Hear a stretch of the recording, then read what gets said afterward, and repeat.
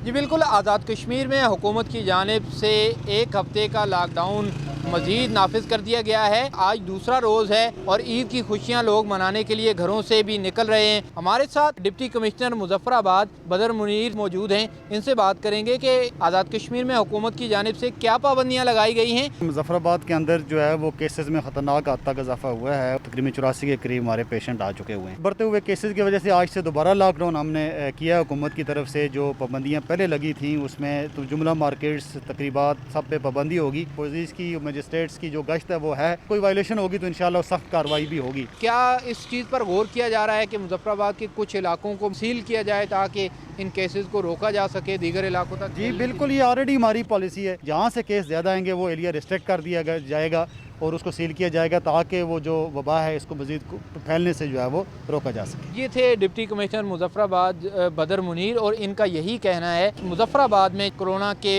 मरीज तेज़ी से सामने आ रहे हैं और शहरियों से यही अपील की जा रही है कि वो लॉकडाउन के दिनों में इंतज़ामी इदारों से और पुलिस के साथ ताउन करते हुए वबा से ख़ुद को महफूज बनाएँ।